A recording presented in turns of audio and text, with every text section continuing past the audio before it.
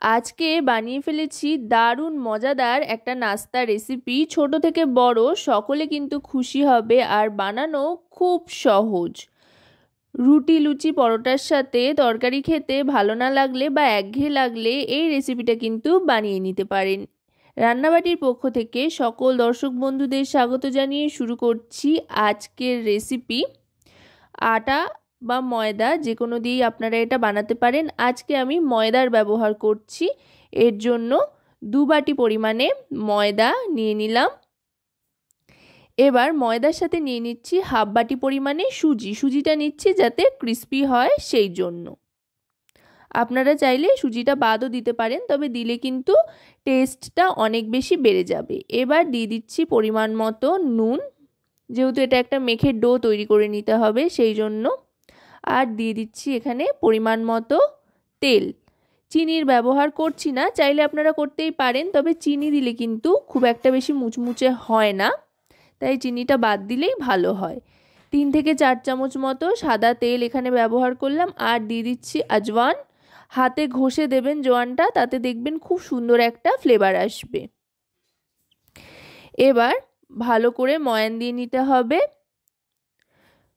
যেভাবে আমরা সিঙ্গারা বা খাস্তার জন্য ময়ান দিই সেভাবেই কিন্তু অনেকটা ময়ানটা দিয়ে নিতে হবে, তাতে করে অনেক বেশি ক্রিস্পি হবে। দেখুন ময়ান দেওয়া হয়ে গিয়েছে, হাতে নিয়ে শক্ত করে জমে যাচ্ছে, আবার হালকা প্রেস করলেই ভেঙে ঝুরঝুরে হয়ে যাচ্ছে। এবার অল্প অল্প করে জল দিয়ে মিডিয়াম একটা ডো তৈরি করে নেব, খুব শক্তও না আবার খুব নরমও না।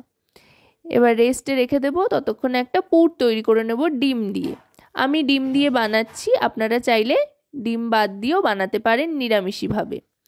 আন্ডা ভুজি তৈরি হয়ে যাওয়ার পর কড়াইতে সাদা তেল গরম করে তাতে দিয়ে দিচ্ছি একটা পেঁয়াজ কুচি আর কাঁচা লঙ্কা কুচি। আমি এখানে 3টে মতো কাঁচা লঙ্কা কুচি দিয়েছি, আর তার সাথে দিয়ে দিচ্ছি চিনেবাদাম ক্রাশ করা। চাইলে গোটা বাদামও আপনারা দিতে পারেন, আবার ভেঙে দিলে কিন্তু বেশি টেস্টি লাগে, আমার অন্তত তাই মনে হয়। এবার দিয়ে দিলাম পরিমাণ মতো লবণ আর নুন, তার সাথে দিয়ে দিলাম চাট মশলা, এতে করে বেশ একটা চটপাটা ফ্লেভার আসবে। এবার দিয়ে দিচ্ছি আমচুর পাউডার, এতে বেশ টক টক লাগবে, দুটোই দিলাম আমি, আপনারা চাইলে যে কোনো একটা দিতে পারেন। আর দিয়ে দিলাম গ্রেট করা গাজর, এখানে বড় সাইজের 2টো গাজর দিয়ে দিয়েছি গ্রেট করে। আলুর ব্যবহার এখানে করছি না, যেহেতু শীতকাল গাজরটা বেশ ভালোই পাওয়া যাচ্ছে, তাই ভাবলাম গাজর দিয়েই আজকে বানাই। চাইলে আপনারা আলুর ব্যবহারও করতে পারেন। তারপর দিয়ে দিলাম বেশ খানিকটা ধনেপাতা কুচি। এবার ভালো করে মিশিয়ে নেব। এবার গ্যাসের ফ্লেমটা লোতে করে দিয়ে দেব টমেটো কেচাপ। আপনারা কিন্তু আপনাদের পছন্দ মতো যে কোনো কেচাপ বা সস ব্যবহার করতেই পারেন। এবার দিয়ে দিলাম আগে থেকে তৈরি করে রাখা আন্ডা ভুজিটা। আমি একটা আন্ডা ভুজি তৈরি করেছি, আপনারা চাইলে ডিমের পরিমাণ বাড়াতে পারেন। এবার এটা তৈরি হয়ে গিয়েছে, গ্যাসটা অফ করে দেবো। নামিয়ে নিলাম এই পুরটা। এবার আবার আটা বা ময়দার যে ডোটা তৈরি করে রাখতে হবে তার দিকে চলে আসতে হবে। এবার এই ময়দার ডো থেকে আস্তে আস্তে লেচি কেটে নিচ্ছি। লেচিগুলো কিন্তু একটু ছোট সাইজেরই করতে হবে, খুব একটা বেশি বড় করবার কিন্তু প্রয়োজন নেই। এবার এগুলোকে একদম মসৃণ করে গোল করে নিচ্ছি। গোল করে নিয়ে এবার বেলে নেব। বেলবার জন্য কিন্তু এখানে আমি তেলের ব্যবহার করছি। ছোট ছোট করে এই কারণেই নিতে হবে, যেহেতু খুব পাতলা করে বেলে নেব সেই জন্য।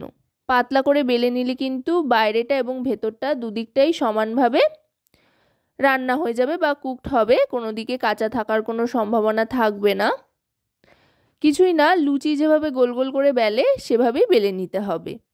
বানানো কিন্তু খুবই সহজ, সকলেই বানাতে পারবেন এই রেসিপিটা, একদম সহজ, আর খুব একটা বেশি সময়ও লাগে না। চাইলে বাচ্চাদের টিফিনেও কিন্তু এটা আপনারা দিতে পারেন, বাচ্চারা খুব খুশি হবে।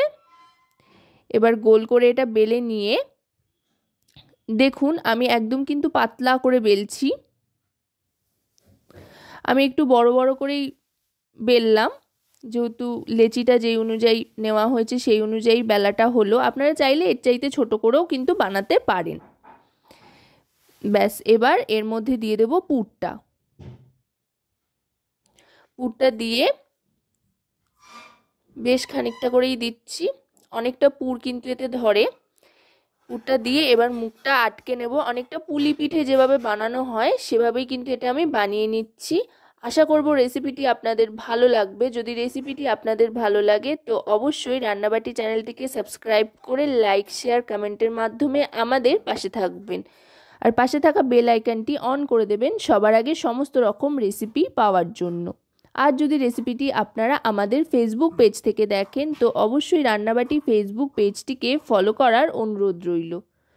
দেখুন কথায় কথায় কিন্তু তৈরি হয়ে গিয়েছে। চাইলে এইভাবেও ছেড়ে দেওয়া যায়, আর কিছু না করলেও চলে, কিন্তু যদি একটু ডিজাইন করতে চান তো একটু এইভাবে ভাঁজ করে দেবেন মুখটা, তাহলে খুব সুন্দর লাগবে দেখতে। আর যদি সময় কম থাকে তো এমনি করে দিলেই চলবে, তাতেও কিন্তু স্বাদের আর তেমন তো কোনো পরিবর্তন ঘটবে না, ওই দেখতে যা একটু এদিক ওদিক হয় আর কি। যাই হোক, এইভাবে কিন্তু প্রত্যেকটা তৈরি করে নিচ্ছি। বেশ বড় বড়ই হয়েছে দেখতে, খেতেও কিন্তু দারুণ মজাদার হয়। এবার যেটা করতে হবে সেটা হচ্ছে ভাজতে হবে। তার জন্য এখানে সাদা তেল নিয়ে নিয়েছি। সাদা তেলটা মিডিয়াম গরম করতে হবে, একেবারে কিন্তু আগুনের মতো গরম করে নিলে চলবে না। হালকা গরম করে নিয়ে তারপরে মিডিয়াম টু লো ফ্লেমে গ্যাসের আঁচটাকে রেখে একটা একটা করে ছেড়ে দিতে হবে। যেহেতু বেশ বড় বড় হয়েছে তাই দুটো দুটো করে ছাড়ছি। আপনারা আপনাদের সুবিধা মতো ভেজে নেবেন, একসাথে যতগুলো দেওয়া যায় সেইভাবে দিয়ে। এবার একটু এরকম লালচে রং আসা পর্যন্ত ভেজে নিতে হবে। দেখুন এগুলোর গাটা দেখেই কিন্তু বোঝা যাচ্ছে কতটা ক্রিস্পি হয়েছে। এগুলো কিন্তু গরম গরম খেতে দারুণ লাগে, বাচ্চারা দারুণ খুশি হবে। শুধু বাচ্চারা কেন, বড়রাও খুশি হবে। এরকম খাবার কিন্তু সকলেরই ভালো লাগে। আর এরকম খাবার যদি টিফিনে বাচ্চাদের দেওয়া হয় তাহলে কিন্তু টিফিন বক্স ফাঁকা করেই বাড়িতে আসবে, আর কোনো কিছু নিয়ে ফিরবে না বাড়িতে। ব্যাস দেখুন আমি প্রত্যেকটা এরকম লালচে করে ভেজে নিচ্ছি। এবার এটা আমি টমেটো কেচাপের সাথে সার্ভ করে দেবো। তো আজকের রেসিপিটি কেমন লাগলো অবশ্যই কিন্তু জানাবেন।